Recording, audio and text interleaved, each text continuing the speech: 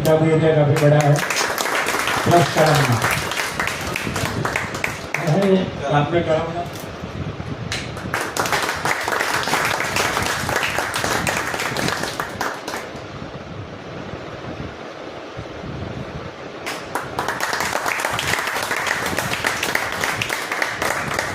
संतोष सरकारने एजीएम एफपीटीएफ ईस्ट।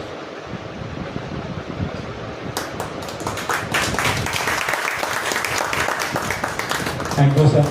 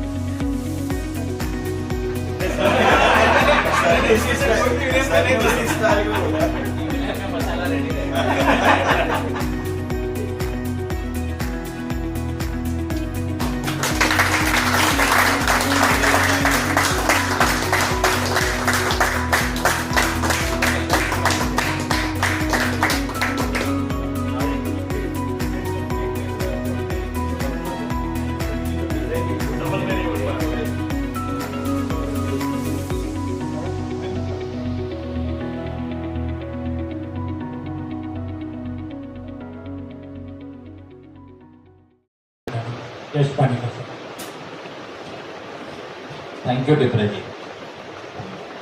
आपने कहा था कि 24 जून को हमारी किक स्टार्ट मीटिंग हुई थी जिसमें हमने चर्चा की थी। उसी वक्त वैसे मेरे मन में थोड़ा बहुत चल ही रहा था कि एफटीटीएच का कोई एक अलग से वर्टिकल हमें ओपन करना चाहिए। पिछले कुछ दिनों से ये गतिविधि चल ही रही थी और जब से इस गतिविधि को ज़्यादा चेतना तब मिली जब कॉर्पोरेट ऑफिस ने डिक्लेयर किया कि सभी कॉपर को हमको मैक्स टू मैक्स 1.5-2 साल के अंदर हमको वाइंड अप करना है, हमको फाइबर में माइग्रेट करना है। तो उसी वक्त ये इंडिकेशन आ गया था कि कॉपर की बढ़ोतरी हुई नहीं है। आप 1.5-2 साल पहले की यदि बात करें तो बीएसएनएल कॉर्पोरेट ऑफिस में काफ़ी चर्चा चलती थी कि आपके कॉपर इतने सरेंडर हो गए वगैरह वगैरह। अब कॉपर का रिव्यू कोई करता नहीं क्योंकि ये मान के चल रहे हैं, पहले मान के चल रहे थे कि सरेंडर कनेक्शन बीएसएनएल से निकल जाते हैं।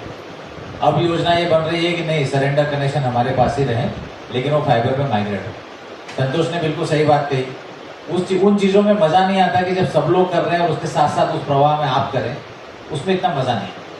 हम लोग बहुत सारे इनिशिएटिव लेते हैं, नॉर्मली इनिशिएटिव हमारे प्रोएक्टिव होने चाहिए। मैं ये नहीं कहता कि हर इनिशिएटिव सक्सेसफुल होता है, लेकिन हर इनिशिएटिव करने के पीछे कुछ उद्देश्य होता है। यदि सक्सेसफुल ना भी हो तो कम से कम हम इस बातों को जान लेते हैं कि किन वजह से ये सक्सेसफुल नहीं हो पाता। बेसिकली उद्देश्य ये था कि हर एक टीएससी के साथ साथ एक एक्सक्लूसिव बीबीएम होना चाहिए, उद्देश्य ये था। लेकिन स्टाफ की लिमिटेशन को देखते हुए अभी फिलहाल उसको हमने रोक दिया था। आशीष जैन ने क्रिकेट टीम की बात कही, सहयोग भी मुझे ऐसे लग रहा है क्योंकि आप शायद दोनों एजीएम को पकड़ के 9 बीबीएम से और थोड़ा बहुत टिपरेजी और मुझे भी मिला दिया जाए तो 11 लोगों की टीम हुई है तो जा रही है अभी फिलहाल। आप ही कह रहा है। चलिए तो आप अपने आप को नॉन प्लेइंग मान लीजिए, हम इंजरी लिस्ट में भाई जब कभी जरूरत पड़ेगी हमें खेलने के लिए बुलाया जाएगा। अब महत्वपूर्ण बात यह है कि आज का इवेंट करने का बेसिकली पर्पस ये था कि एक टीम के तौर पे हमको हमारा क्या उद्देश्य है, किस तरह से हमको आगे बढ़ना है, ये हमको एक फाउंडेशन रखना है कि भाई अब से हम एक नई टीम बन रहे हैं और टीम के साथ हम जोश से आगे बढ़ेंगे। इतना मैं आपको विश्वास दिलाता हूं कि ये टीम आगे स्ट्रेंथन ही होगी, इसको वीक करने का भी कोई प्रयास नहीं है। लेकिन धीरे धीरे आगे कैसे स्ट्रेंथन होगी ये अब आने वाला समय बताएगा। ये कंसेप्ट मैं मानता हूँ कि सक्सेसफुल तभी होगा क्योंकि ये अपने आप में नया कंसेप्ट है। इसमें कॉर्पोरेट ऑफिस से कोई गाइडलाइन आनी नहीं है, आएगी भविष्य में हो सकता है, लेकिन अभी हम लोगों ने जो भी मापदंड रखे हैं, मैं ये चाहूंगा कि हर एक बीबीएम अपना एक डेली डायरी में जो भी 8-10 पैरामीटर एजीएम उनके लिए असाइन करते हैं वो डेली उनको वहां लिखने चाहिए और डेली 1 घंटा 1.5 घंटा जो है उसको रिव्यू करना चाहिए। मतलब वो चाहे मेरे कितने फॉल्ट थे, कितने फॉल्ट 3 दिन से ज्यादा है, मैंने टारगेट तो आप लोगों को ये रखा है कि आपके 24 घंटे में अटेंड करनी चाहिए एज फार एज पॉसिबल। जो भी फॉल्ट 24 घंटे के ऊपर जाता है वो एजीएम और डीजीएम की नजर में आना चाहिए और उसके स्पेसिफिक रीजन पता होने चाहिए। अगर रीजन अनकंट्रोलेबल है देन इट्स ओके, लेकिन सिंपली कि भाई मेरी बात नहीं हुई या टीआईपी रिस्पॉन्ड नहीं कर रहा है, ये इस तरह की बातें करना ठीक नहीं है।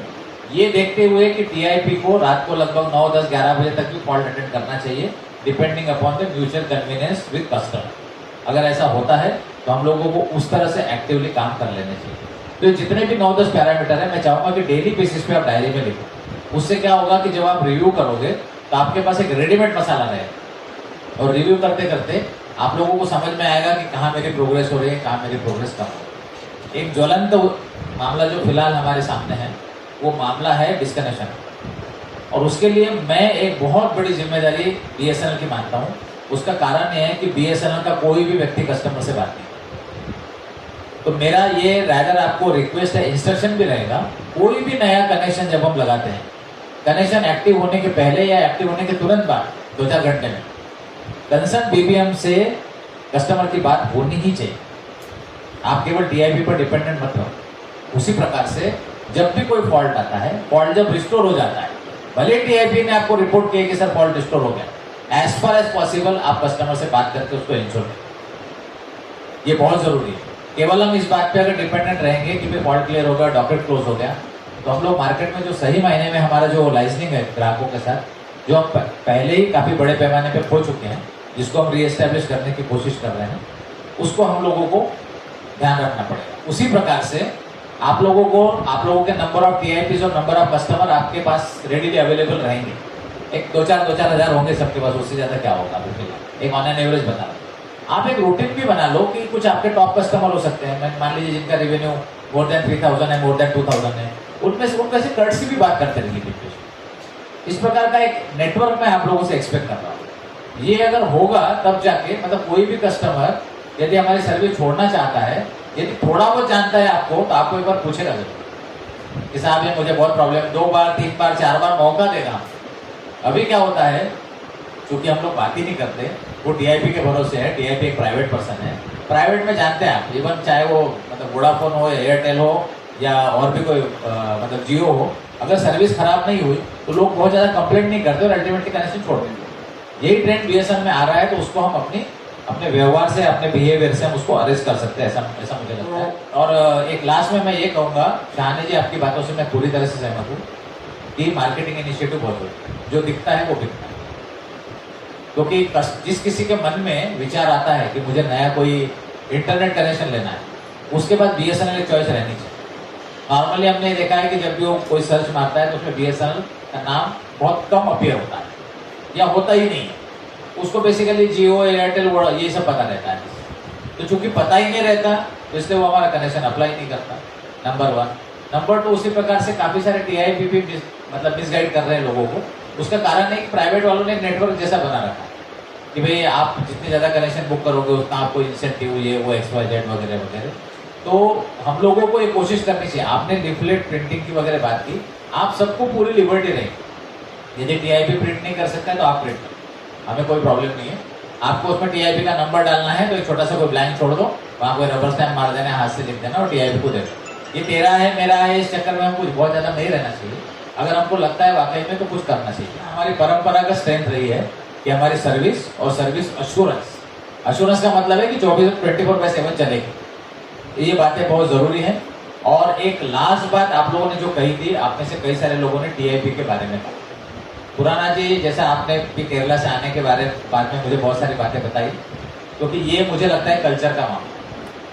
मतलब हमारे यहाँ जितना लोगों को परस्यू करना, फोर्स करना, वार्न करना, एक्शन लेना, ये करना पड़ता है, क्योंकि लोग, मतलब इन जनरल लोग मैं कह रहा हूँ, चाहे वो टीआईपी हो चाहे बीएसएनएल हो, हम लोग बहुत ज्यादा मैच्योर्ड नहीं, जितना मैच्योरिटी होनी चाहिए। क्योंकि बीएसएनएल और टीआईपी दोनों एक ही डायरेक्शन में काम कर रहा है। डायरेक्शन ये है कि एफटीटीएच कनेक्शन बढ़ाओ, रेवेन्यू बढ़ाओ, ताकि दोनों का फायदा हो। अगर टीआईपी वाकई में स्मार्ट है तो उसको बार बार बताने की जरूरत नहीं पड़नी चाहिए। या कोई टीआईपी जैसे आपने कहा कि 100-80-100 कनेक्शन देके सेटिस्फाई हो जाता है। सेटिस्फाइड कस्टमर के सेटिस्फाइड टीआईपी के साथ हमको एक बहुत बड़ा प्रॉब्लम है। प्रॉब्लम ये है कि वो टीआईपी एक सर्टन एरिया कवर कर लेता है, 1 स्क्वायर किलोमीटर या 2 स्क्वायर किलोमीटर, और उसमें 80 कनेक्शन देता है और वो सोचता है कि ये एरिया मेरा है, अब इसमें दूसरा टीआईपी ना है। जबकि आप देखेंगे तो उस एरिया का पोटेंशियल हो सकता है 500, 600, 700 कनेक्शन का होगा। ऐसे में अगर हम दूसरे टीआईपी को इंट्रोड्यूस नहीं करेंगे तो हमको पोटेंशियल कहाँ से आएगा। इसीलिए वो एक्सक्लूसिव वाला जो कंसेप्ट था वो हम बहुत पहले खत्म कर चुके हैं, और आज भी वो स्टैंड करता है। किसी टीआईपी का कोई ज्योग्राफिकल एरिया एक्सक्लूसिव नहीं होगा। एक्सक्लूसिव वही हो सकता है अगर किसी टाउनशिप के साथ उसने एग्रीमेंट किया और बोला है कि इसकी ओएलटी लगेगी, दैट इज एक्सक्लूसिव, क्योंकि वो माना जाएगा कि भाई यूजर के कंसेंट से उसने सब करा के किया है। लेकिन उसमें भी हमको समय के साथ साथ रिव्यू करना चाहिए कि जो सपने उसने दिखाए थे कि मैं 200, 300, 400 कनेक्शन लाऊंगा, वो वाकई में ला पा रहा है कि नहीं ला रहा है। अगर नहीं ला पा रहा है तो उसमें भी हमको ब्रीच करना पड़ेगा। अल्टीमेटली इंटेंशन ये है कि मैक्सिमम कनेक्शन हमको जितने जल्दी आ सकते आने चाहिए, निश्चित रूप से हम आगे बढ़ सकते हैं। लेकिन ये ओवरऑल कल्चर का पार्ट है। तो जैसे आप लोगों ने टीआईपी के बारे में बताया, तो टीआईपी भी हमारी टीम का हिस्सा है, ऐसा आप मान के चलिए। उसको मोटिवेट करना पड़ेगा, उसको सपने दिखाना पड़ेगा। तो हमको बहुत जरूरी है कि हम थोड़ा सा एक मोमेंटम अभी ले लें, उसके बहाने हमारे कनेक्शन लगातार आगे बढ़ते रहेंगे। हमको विशेष ध्यान रखना चाहिए कि हमारी निगेटिव ग्रोथ ना, कनेक्शन सरेंडर ना। आज का ये उपक्रम जो है ये बहुत अच्छा रहा है, और मैं उम्मीद करता हूँ कि ये एक मील का पत्थर साबित होगा। और विशेष करके ये बात ये है कि टीम के तौर पे टिपरे जी और विशेष करके सुपर बीबीएम दोनों, आप लोगों को इनको हमेशा इंस्पायर करते रहना पड़ेगा। छोटी छोटी मीटिंग करते रहिए, और आप लोग भी ध्यान रखिए कि जो इंडिविजुअल बीबीएम है, आपके पास एवरेज में 5-6 टीआईपी होंगे, 5-6-7 ऐसे को टीआईपी होंगे आपके पास। हर किसी टीआईपी के साथ आपको रेगुलरली मीटिंग करनी है। मीटिंग जरूरी नहीं फॉर्मल हो, मीटिंग ये भी जरूरी नहीं कि सबके साथ एक साथ हो। आप 1:1 मीटिंग कर सकते हो, कभी इनफॉर्मल मीटिंग कर सकते हो, कभी यूं ही चाय पी सकते हो। जितना अच्छा आपका कॉर्डियल रिलेशन रहेगा, मैं जानता हूँ कि टीआईपी ग्रुप में भी हमारे बहुत लड़ाई झगड़े होते हैं, लेकिन अभी आगे जाके आप लोगों के साथ जो भी उनका डिस्कशन होगा कंस्ट्रक्टिव होना चाहिए। वो कुछ अच्छी बात कहते हैं तो उसको समझ भी लीजिए। कई बार ऐसा होता है ना कि हमको सब पता होता है लेकिन एक्चुअली वो इम्प्लीमेंट नहीं होता। तो जब तक कि प्रॉब्लम सॉल्व ना हो, उस प्रकार से आप जितना अच्छा कॉर्डियल रिलेशन टीआईपी के साथ रखेंगे, उनको जितना मोटिवेट करेंगे, उनको जितना इंस्पायर करेंगे, मुझे लगता है भविष्य में नागपुर में एफटीटीएच का ग्रोथ बहुत अच्छा हो। सबको बहुत बहुत बधाई दे रहा हूँ। जितने जल्दी हम एफटीटीएच में कनेक्शन करिएंगे, याद रखिएगा उसके साथ साथ करोड़ों का केबल भी हम निकाल पा रहे हैं। जितने जल्दी हम एफटीटीएच में कनेक्शन माइग्रेट कर रहे हैं, उतना हमारा कॉपर कनेक्शन का सेल बढ़ रहा है, कॉपर केबल का। और वो सेल मतलब हर साल मैं मानता हूँ 10 से 12 करोड़ रुपए नागपुर के लिए लाए, कॉपर केबल का sale, at least for next 3 to 4 years। तो ये बहुत बड़ी उपलब्धि है। तो एक दूसरे को सब कॉम्प्लीमेंट कर रही हैं। मैं उम्मीद करता हूँ कि ये प्रयास हमारा निश्चित बहुत सराहनीय है और आगे भी बहुत अच्छे रिजल्ट देगा। आप सभी को बहुत बहुत शुभकामनाएं देते हुए, टिपरे जी को बहुत बहुत शुभकामनाएं देते हुए, गणवीर जी के चेहरे पे फिर मुस्कान लाने की कोशिश रहेगी हमारी। इसी उद्देश्य के साथ मैं अपना वक्तव्य ये समाप्त करता हूँ। Thank you.